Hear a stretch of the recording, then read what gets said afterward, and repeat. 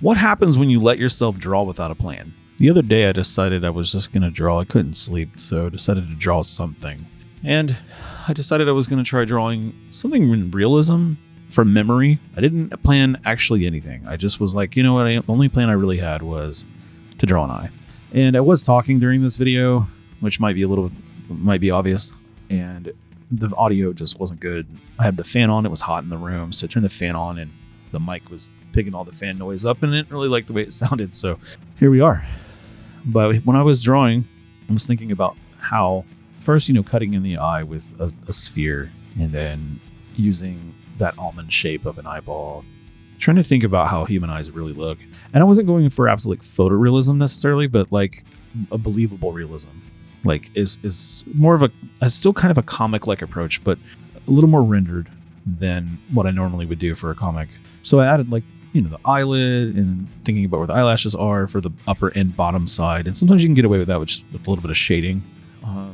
Funny enough, we always draw women eyes or female eyes, a lot of eyelashes, but biologically, men tend to have longer eyelashes, funny enough, naturally, and women usually have smaller ones.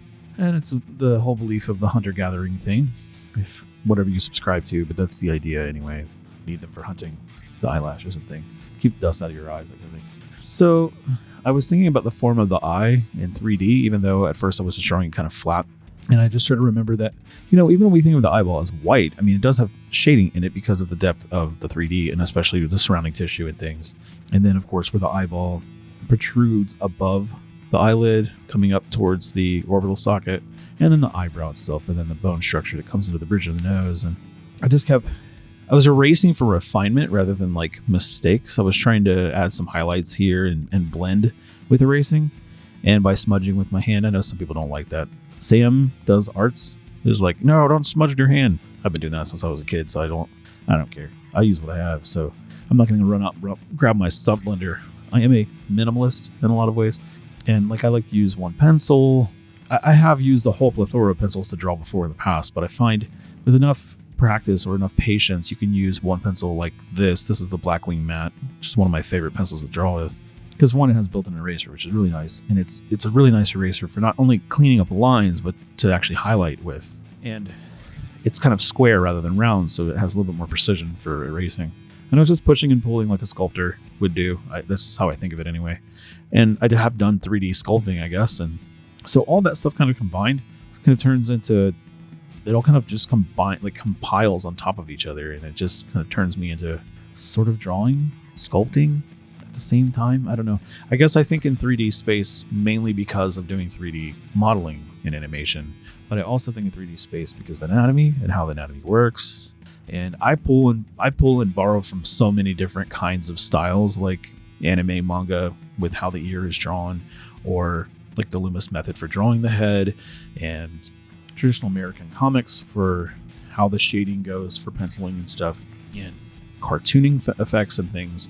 So I have a lot, we all do that. I don't know if we do it, or you don't even know if you do it subconsciously or not, but I'm aware of certain things and I'm unaware of others. Sometimes I'll do like the ear. I think of the upper part of the ear being shaded like that. I always think of manga because they do that constantly.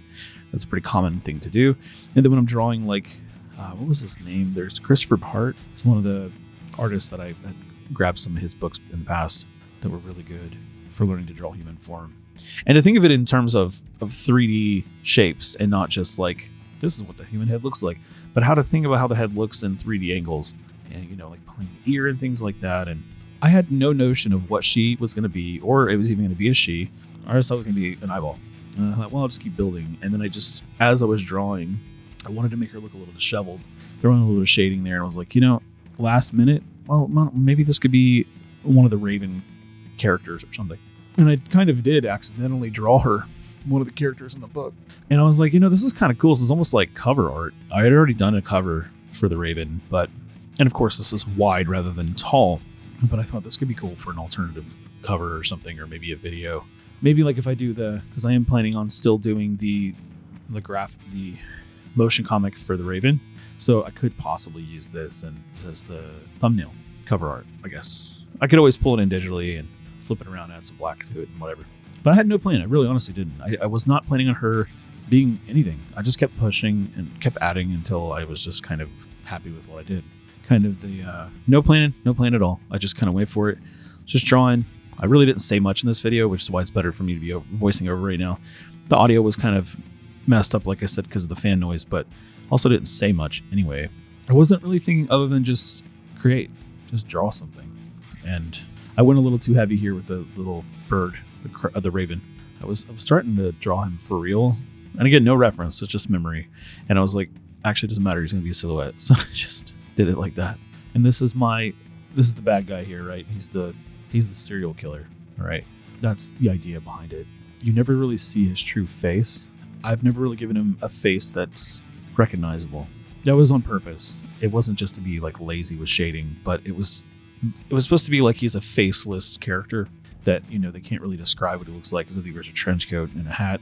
It's fun. This part was really fun. Just drawing him with like gloves on, and he's just I'm kind of hurriedly through this, and I'm not going back over and correcting myself. I'm just adding shading as I go. I almost didn't erase at all, I don't think, here, if at all. And I mean, that's just what it is. I was just trying to create something without thinking too much about it. I think it's good to do sometimes. I think it's good to just kind of like sit back, just draw, just disassociate for a little while, let go, and just draw something. It doesn't matter what it is. It doesn't have to be a finished piece. It doesn't have to be, it doesn't have to be a masterpiece. It doesn't even have to be anything you share. I wanted to do a podcast. I wanted to talk about something this week, and it was, just letting go. Just create for the sake of creating. No end goal other than that. And ironically, it's a pretty solid piece, I think. I mean, I'm pretty picky about what I do and don't like of what I draw, and I'm sure a lot of us are like that, but this one came out pretty cool. And it was completely random. I really mean that. As random as your subconscious allows. Just using the anatomy I know from the drawings that I've done in the past and what I've learned, and trying to put it all to use with just memory drawing. Hope you all enjoyed this, and I'll catch you in the next one. Peace.